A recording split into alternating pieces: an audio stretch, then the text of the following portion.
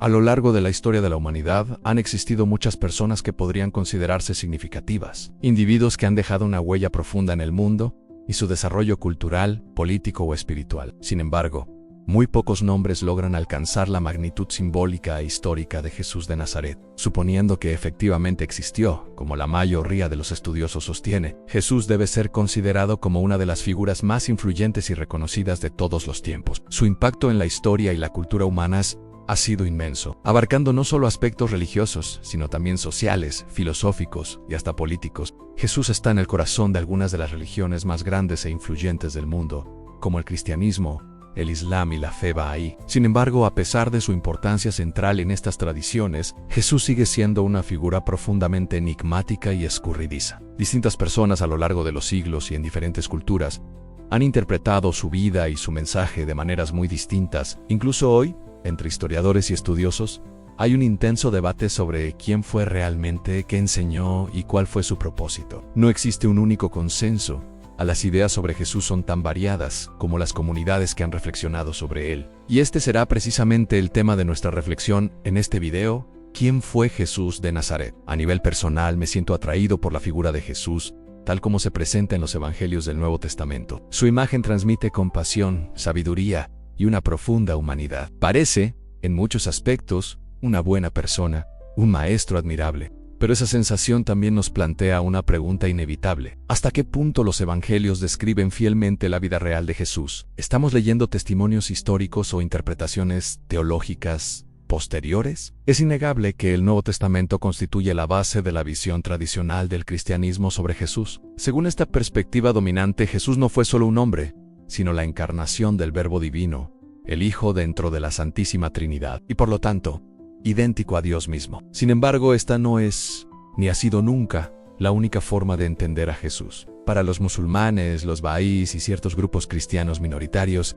Jesús es visto como un gran profeta humano, un mensajero que trajo una revelación divina al mundo, en la línea de figuras como Moisés o Mahoma. En estas tradiciones, Jesús no es considerado Dios, pero sí un instrumento sagrado por medio del cual Dios se comunica con la humanidad. Por otro lado, en ciertos sectores del hinduismo, Jesús ha sido interpretado a veces como un avatar del dios Vishnu, una manifestación divina enviada para restaurar el equilibrio cósmico. En contrast total, hay quienes sostienen que Jesús nunca existió realmente. Según esta visión, defendida por algunos estudiosos escépticos, la figura de Jesús sería más bien una construcción literaria desarrollada por los primeros escritores cristianos, basada en mitos y arquetipos anteriores, más que en una persona histórica concreta. En los círculos de la llamada Nueva Era, Jesús es a menudo visto como un maestro iluminado, un ser de elevada conciencia espiritual que enseñó sobre algo llamado la conciencia crítica, un estado de conexión divina que todos los seres humanos pueden alcanzar. Y luego están las teorías más extravagantes. Algunas especulaciones contemporáneas sostienen incluso que Jesús no fue una persona, sino un símbolo, una metáfora para un hongo psicodélico, una alegoría de un ente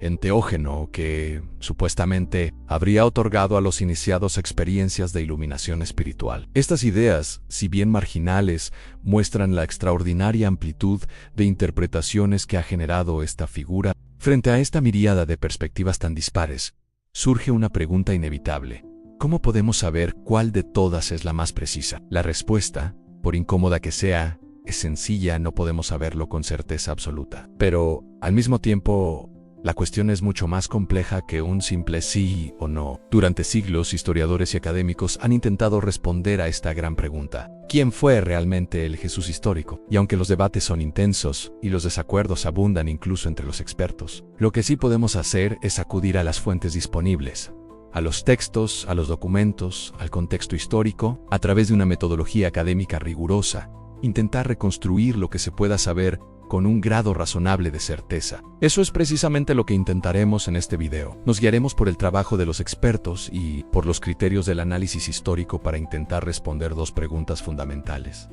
Primero, ¿existió realmente Jesús de Nazaret? ¿Y cómo podemos saber si fue una figura histórica real? Y segundo, si aceptamos que sí existió, entonces, ¿quién fue realmente?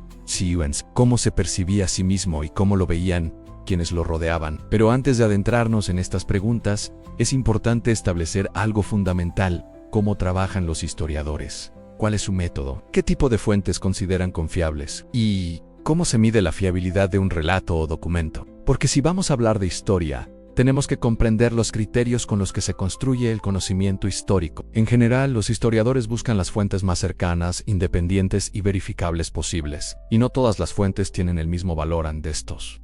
Hay diferentes niveles de fiabilidad. La forma más sólida de evidencia sería, por supuesto, pruebas materiales directas en objetos, inscripciones, cartas, textos o testimonios de la propia persona en cuestión. Pero en el caso de Jesús, como veremos, este tipo de evidencia no existe. Cosas como una casa, objetos personales o incluso escritos directos de la propia persona, como cartas o libros firmados, constituyen el tipo de pruebas más sólidas que los historiadores desearían encontrar. Sin embargo, cuando este tipo de evidencia directa no existe, como es el caso con Jesús de Nazaret, entonces los investigadores deben depender de fuentes secundarias en relatos de otras personas, posibles testigos o textos posteriores que hablen sobre esa figura. Cuanto más abundante sea el material y más cercano al momento en que vivió la persona, mejor. Las fuentes contemporáneas al sujeto histórico, es decir, aquellas que provienen del mismo periodo de vida, son, naturalmente, las más confiables. Pero si no se dispone de fuentes contemporáneas, lo siguiente más deseable es encontrar documentos lo más próximos en el tiempo posible a los hechos descritos. Esto tiene implicaciones importantes cuando hablamos de Jesús.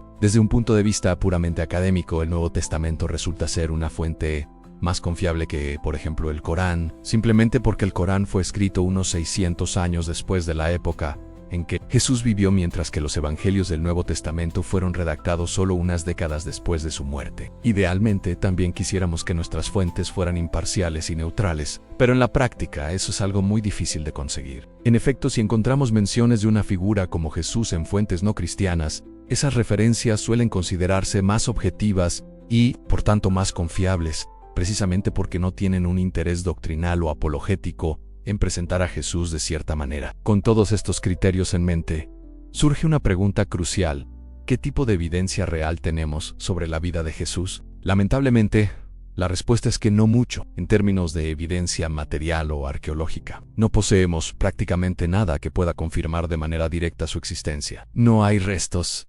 arqueológicos ni hallazgos verificables que nos permitan afirmar con certeza que pertenecieron a Jesús o que él estuvo en tal o cual lugar. En años recientes, algunos arqueólogos han sugerido que podría haberse encontrado la casa donde Jesús creció en Nazaret, pero estas afirmaciones siguen siendo altamente especulativas y no hay consenso académico al respecto. Por tanto, este tipo de hallazgos no pueden considerarse fuentes confiables todavía. ¿Y qué hay de escritos contemporáneos, textos del siglo I que puedan haber sido escritos por el propio Jesús? Aquí también debemos reconocer que no tenemos nada. No existen cartas, documentos o registros que hayan sido escritos directamente por él, pero esto no debería sorprendernos demasiado. En la Palestina del siglo I, la gran mayoría de la población no sabía leer ni escribir. Era una sociedad principalmente oral. Además, todo indica que, durante su vida, Jesús no fue una figura poderosa ni influyente en términos políticos o sociales, por lo que es comprensible que no haya documentos oficiales o escritos suyos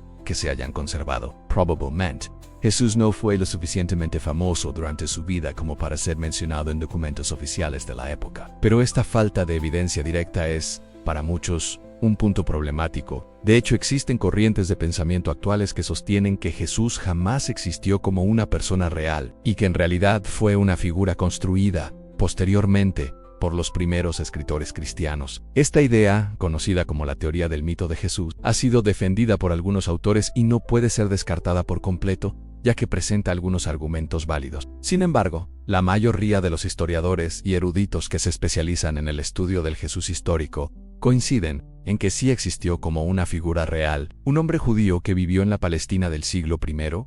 Esta conclusión no se basa en una certeza absoluta, sino en la evaluación de las fuentes disponibles que, aunque escasas y en muchos casos sesgadas, son lo suficientemente consistentes y cercanas en el tiempo como para considerar su existencia como la explicación más probable. Ahora bien, como se mencionó anteriormente, no contamos con fuentes contemporáneas directas, es decir, escritas mientras Jesús vivía. Sin embargo, algunas fuentes escritas comienzan a aparecer poco después de su muerte, y entre las más tempranas se encuentran los libros del Nuevo Testamento, según los criterios históricos mencionados previamente. Los textos del Nuevo Testamento ciertamente no son imparciales, ya que fueron escritos por seguidores de Jesús con fines teológicos, pero eso no significa que debamos descartarlos por completo. De hecho, estos textos nos brindan información valiosa desde el punto de vista histórico, y muchos aspectos contenidos en ellos son considerados confiables por los estudiosos. Entre los escritos más antiguos del Nuevo Testamento se encuentran las cartas del apóstol Pablo. Se estima que fueron redactadas alrededor del año 50 después de Cristo, es decir, unos 20 años después de la muerte de Jesús, una brecha de tiempo relativamente corta en términos históricos. Pablo, cabe señalar, nunca conoció personalmente a Jesús, por lo que no puede considerarse un testigo ocular directo. Sin embargo, sus cartas revelan varios elementos fundamentales. En primer lugar, muestran que ya existía una comunidad activa de seguidores de Jesús muy poco tiempo después de su muerte. En segundo lugar, nos indican que esa comunidad estaba bastante extendida por distintas regiones del Imperio Romano. Además, Pablo hace referencia a una comunidad de líderes en Jerusalén que se encontraba activa en esa misma época. Estos líderes, como Santiago, el hermano de Jesús, Pedro y Juan, parecen haber tenido un papel fundamental en los comienzos del movimiento cristiano, lo que refuerza aún más la idea de que Jesús fue una figura histórica real con discípulos, y un mensaje que causó impacto en su entorno inmediato. En los primeros años tras la muerte de Jesús, algunos de sus seguidores más cercanos, como los apóstoles Santiago y Pedro, comenzaron a formar comunidades que mantenían viva su memoria y enseñanzas. Sin embargo, a pesar de ese temprano fervor, no todos los testimonios de la época hablaban en profundidad sobre su vida. Las cartas del apóstol Pablo, por ejemplo, aunque constituyen algunos de los primeros escritos cristianos, apenas se detienen en los detalles biográficos de Jesús, más bien se centran en aspectos teológicos y en la organización de las primeras comunidades cristianas. Sería en los evangelios donde se intentaría capturar una imagen más completa de la vida y obra de Jesús. Hoy en día hay consenso entre los eruditos en que estos evangelios no fueron escritos directamente por los discípulos de Jesús, sino por cristianos posteriores, probablemente influenciados por tradiciones orales y relatos transmitidos en las primeras décadas del movimiento cristiano. El evangelio más antiguo, el de Marcos, se cree que fue escrito alrededor del año 70 después de Cristo. Más tarde, entre los años 80 y 85, aparecieron los evangelios de Mateo y Lucas. Finalmente, el Evangelio de Juan fue redactado hacia los años 90 después de Cristo. Estos textos, aunque esenciales para el cristianismo, a veces presentan versiones distintas o incluso contradictorias sobre quién fue Jesús y sobre los acontecimientos específicos de su vida. A pesar de estas diferencias,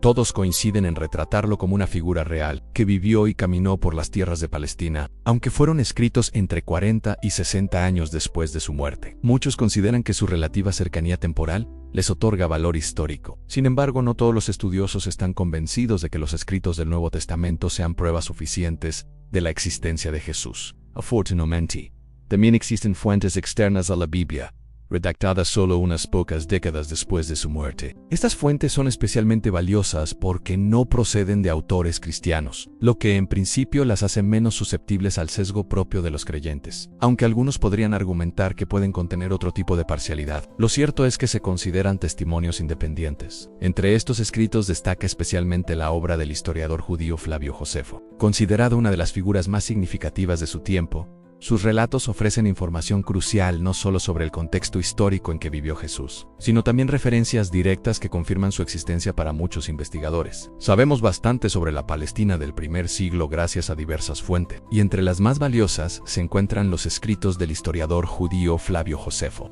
en sus obras, especialmente en Antigüedades Judías, redactadas alrededor del año 93 después de Cristo. Hay pasajes que resultan de particular importancia para nuestra comprensión del contexto en el que vivió Jesús y para la discusión sobre su existencia histórica. Uno de estos pasajes relata un acontecimiento que, según Josefo, ocurrió en el año 62 después de Cristo.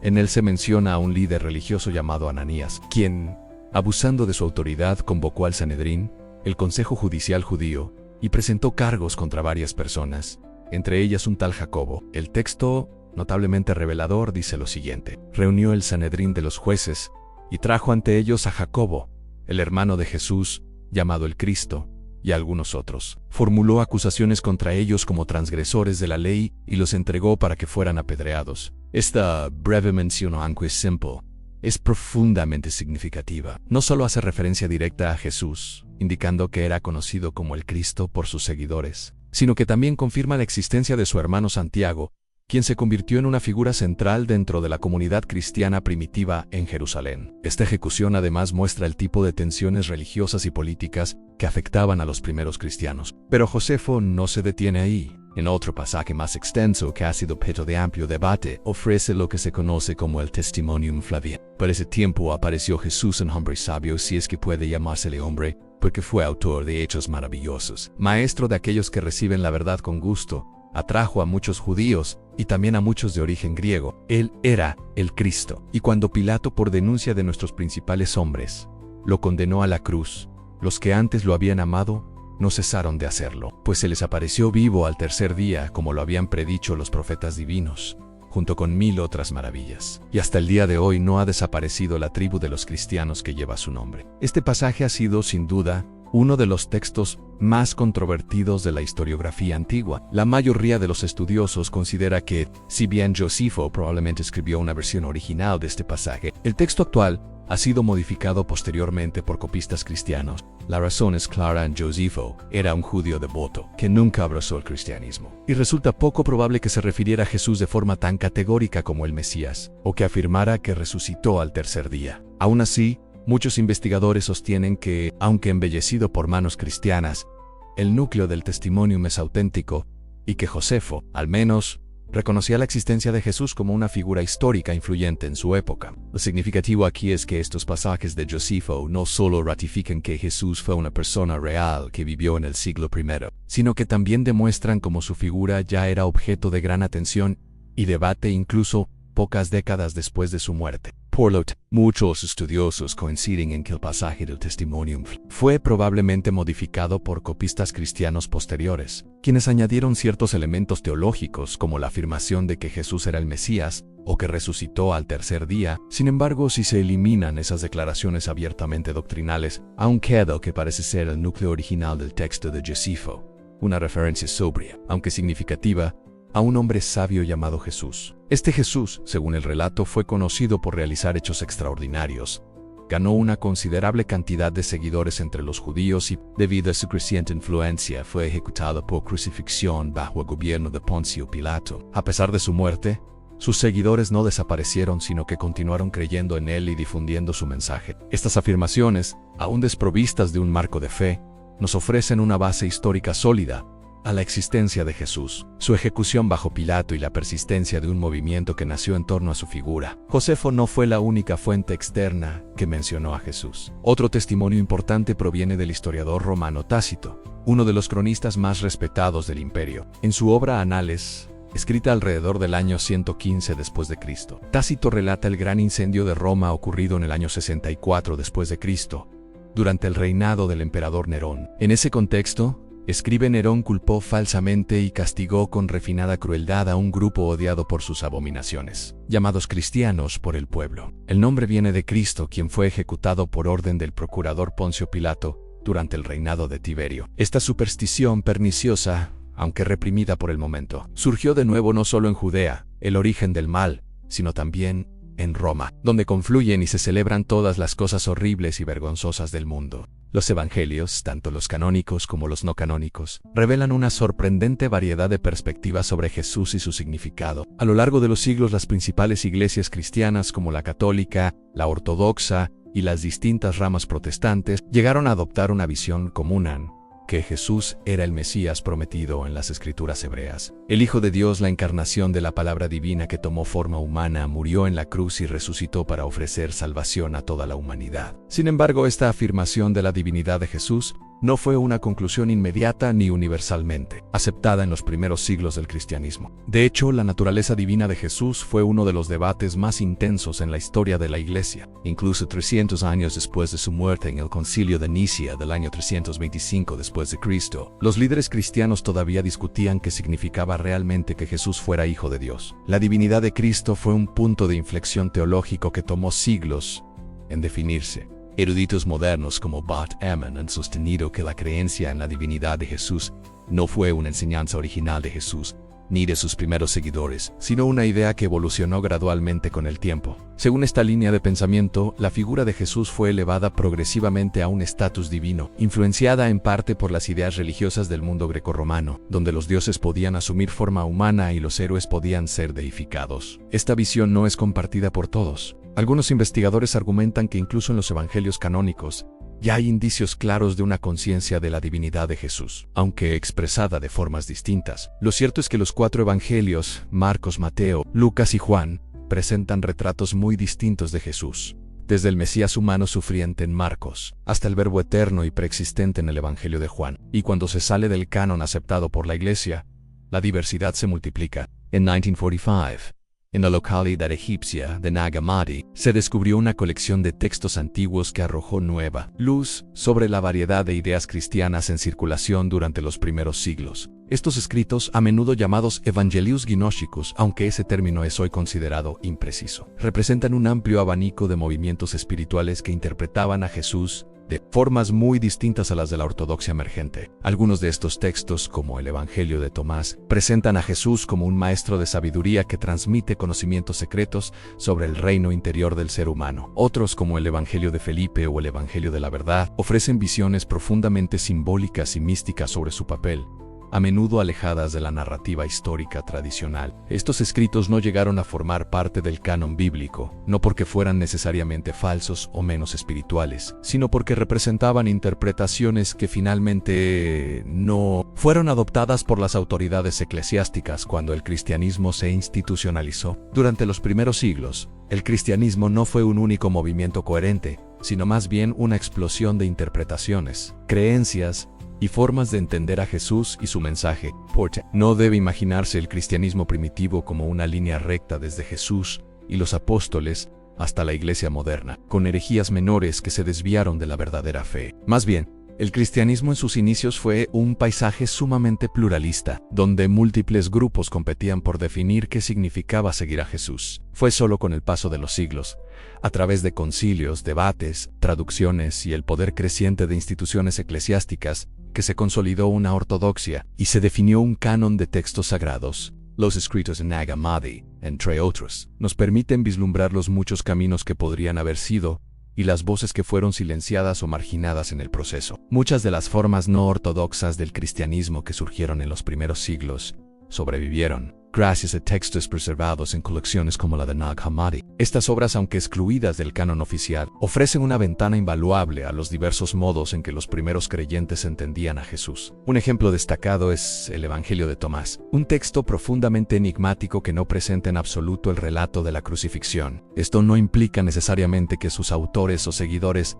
negaran que Jesús fue crucificado. Más bien, revela que su atención estaba dirigida hacia otros aspectos de su figura y enseñanza. A diferencia de la línea proto-ortodoxa que se centraba en la muerte redentora de Jesús, es decir, que su sufrimiento y crucifixión tenían un valor salvífico universal. Los textos como el Evangelio de Tomás adoptan otra vía. La salvación no viene del sacrificio sino de la gnosis, el conocimiento espiritual. En esta perspectiva, Jesús aparece no tanto como un redentor sacrificado, sino como un maestro divino, alguien que revela a sus seguidores cómo despertar a la verdadera realidad espiritual. Aún se le considera el Hijo de Dios en muchos de estos escritos, pero su papel es más el de un guía iluminado que el de un Salvador que muere por los pecados del mundo. La gnosis, el conocimiento profundo de uno mismo, del universo y de Dios, es la clave de la salvación, no un acto redentor físico en la cruz. Esta diversidad de ideas sobre Jesús y su papel continuó desarrollándose durante siglos, si bien eventualmente se impuso una visión ortodoxa que proclamaba que Jesús era a la vez plenamente humano y divino, una doctrina afirmada en concilios como el de Calcedonia en el año 451 después de Cristo. No todos los grupos aceptaron esa síntesis.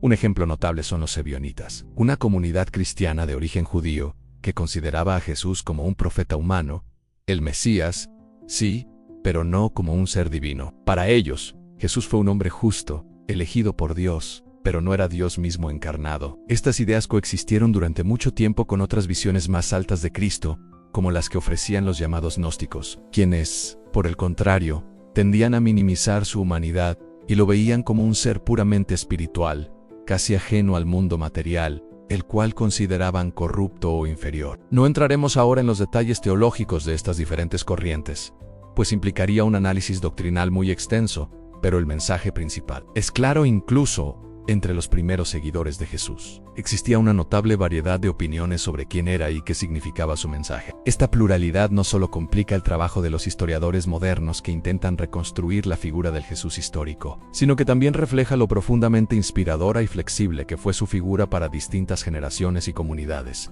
Y Jesús no solo es una figura clave dentro del cristianismo, también ocupa un lugar de honor en otras religiones importantes. En el Islam, por ejemplo, Jesús, conocido como Isa, es considerado uno de los profetas más grandes de Dios, nacido de una virgen, hacedor de milagros, y el Mesías enviado a los hijos de Israel. Sin embargo, en contraste con el cristianismo, el Islam niega tanto su divinidad como su crucifixión, enseñando que Jesús no murió en la cruz, sino que fue elevado al cielo por Dios. Por extensión, la fe bahá'í también honra a Jesús como una manifestación de Dios, una figura clave dentro de una sucesión de enviados divinos que incluye a Moisés, Buda, Mahoma y Baha'u'lláh. Esta visión integradora ve a Jesús como parte de una revelación progresiva y continua de lo divino a la humanidad. Así, desde los primeros cristianos hasta los musulmanes y los bahá'ís, la figura de Jesús ha sido interpretada de múltiples formas, siempre como alguien extraordinario, trascendente, inspirador. Pero, como hemos visto, esa misma riqueza de interpretaciones hace que la tarea de responder a una sola pregunta, ¿quién fue realmente Jesús?, sea inmensamente compleja y tal vez imposible de responder con certeza absoluta. Claro, aquí tienes la continuación del texto en forma de narración fluida y estructurada. Sin embargo, tanto en el Islam como en la fe bahá'í, Jesús es visto como un profeta humano, uno más en una larga cadena que incluye a figuras como Abraham, Moisés y otros mensajeros divinos. En la tradición islámica, esta cadena de profetas culmina con Mahoma, quien es considerado el sello de los profetas, es decir, el último en la línea de revelación divina.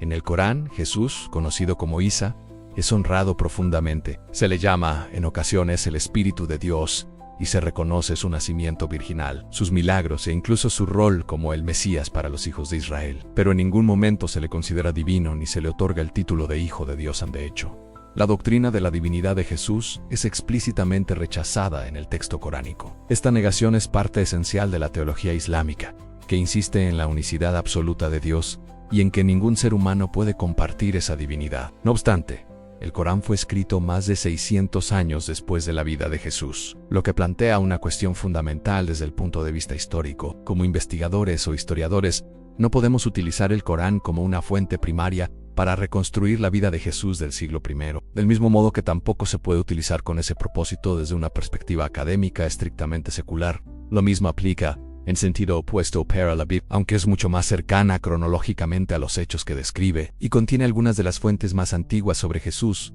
como los Evangelios de Marcos, y que tampoco puede ser aceptada sin un análisis crítico. Tanto los Evangelios canónicos como los no canónicos nos ofrecen relatos que reflejan no solo eventos históricos, sino también las creencias, teologías y preocupaciones de las comunidades que los produjeron. Esa es la razón por la que, incluso con las fuentes más antiguas, el estudio de Jesús requiere un ejercicio de interpretación, comparación y, en muchos casos, especulación educada. Existen distintos enfoques. Algunos académicos sitúan firmemente a Jesús dentro de la tradición judía apocalíptica, viéndolo como un predicador que anunciaba el fin inminente de los tiempos y el advenimiento del reino de Dios. Otros lo consideran más cercano a un maestro de sabiduría, en la línea de los autores sapienciales del Antiguo Testamento, como los que escribieron Proverbios, Eclesiastés o la sabiduría de Salomón, Personal Man.